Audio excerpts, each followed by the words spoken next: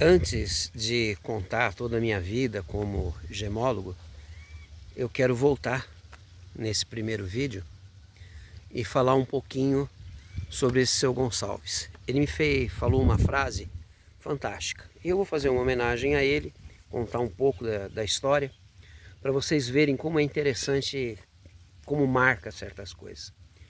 Nesse dia que eu fiquei com esse senhor Gonçalves, veja o vídeo anterior, ele me contou a história dele.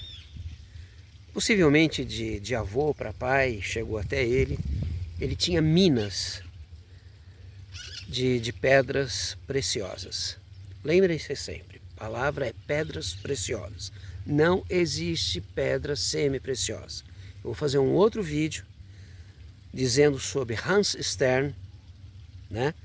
Fundador da H. Stern, joalheria, 90 lojas no mundo todo, que explicou sobre não existe pedras preciosas, porque não existe mulher semi-grávida, certo? Depois eu vou contar a história desse. Vamos lá, o seu Gonçalves. E aí o seu Gonçalves me contando de avô para pai, pai para filho, etc., a vida dele. Então diz que uma vez ele teve oportunidade, na Alemanha, ele tinha mina de diamante, mina de quartzo, mina de água marinha, eu não sei, umas 6 minas esse homem tinha. Pouco produtor, né? Ele tinha escritório em Idar Oberstein.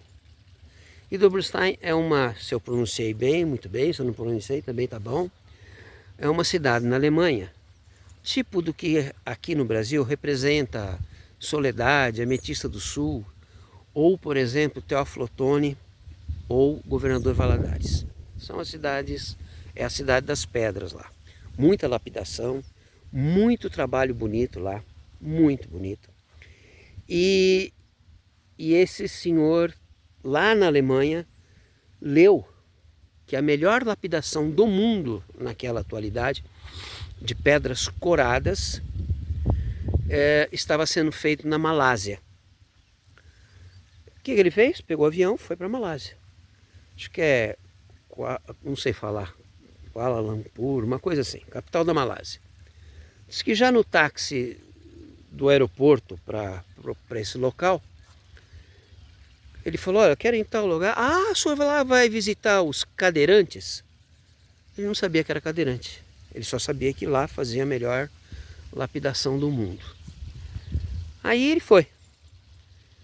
Quando ele entrou, a história vou comentar aos pouquinhos. Eram cerca de 100 senhores, todos com grave deficiência física, atropelados ou que nasceram, etc, etc, não importa.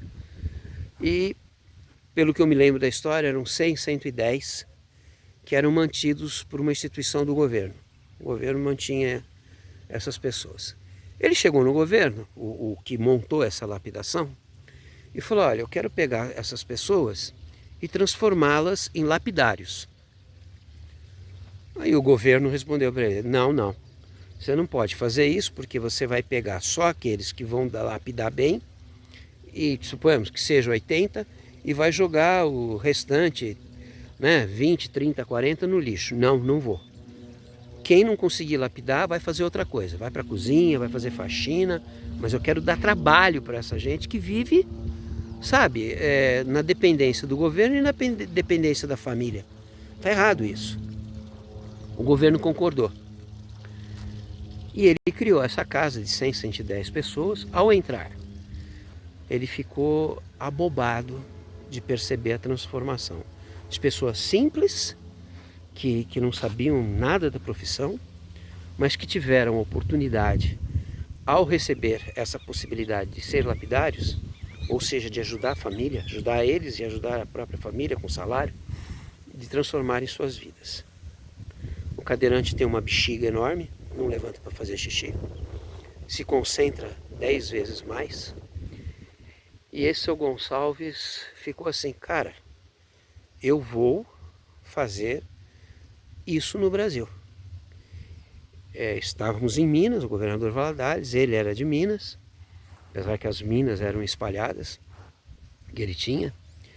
E ele foi conversar com o Aureliano Chaves, que foi governador de Minas e era, naquela ocasião, ministro das Minas e Energias. Nossa, o Aureliano na hora mandou datilografar uma carta e ele começou a percorrer os locais que tinham pessoas com deficiência. Ele queria pegar um grupo de 50, 100 para começar, para lapidar as pedras brasileiras. Em cada local que ele... Não, você é louco, imagina! Os coitados aí, você quer ainda fazer com que eles trabalhem, você quer virar... Eu vou virar escravo, né? E o coitado tal não foi para frente. Lá para no futuro, usei a ideia dele, que para dar emprego, não obrigatoriamente para cadeirantes, porque eu não sei se caberia, mas eu quis importar do Japão uma máquina de lapidação. Lapidação de hematitas. Hematita é um óxido de ferro, tem bastante ali nas montanhas ao redor de Belo Horizonte. E fui atrás, pedi inclusive, né, para o Ministério das Minas e Energia que me apoiasse na importação. Não era um valor estratosférico, pelo menos para aquela época, né? A gente tinha loja, poderia facilitar tudo. Mas a ideia era uma máquina de mais ou menos 20 mil dólares do Japão, que você colocava a hematita e ela saía lapidadinha, inclusive com furinho para você montar colar. Bom, chegou no ponto final que nós precisávamos fechar um negócio, recebi uma carta para que eu escolhesse uma máquina usada, ou seja, de 20 mil dólares para, sei lá, 5, 10 mil. Imagina, 20 mil não era muito, gente. Para não haver evasão de divisas. Essa é a grande diferença que nós tivemos. Coreia do Sul, naquela época, estava no mesmo regime que nós.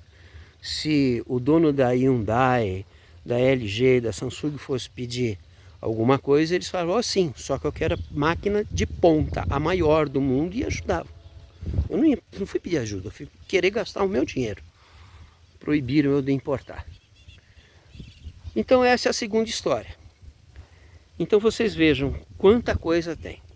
Então parei agora e o próximo vídeo eu vou falar de Hans Stern, H. Stern. Muito obrigado, se você chegou até aqui, deixa um like pra gente. Petra Brasilis, minerais do mundo inteiro. Obrigado.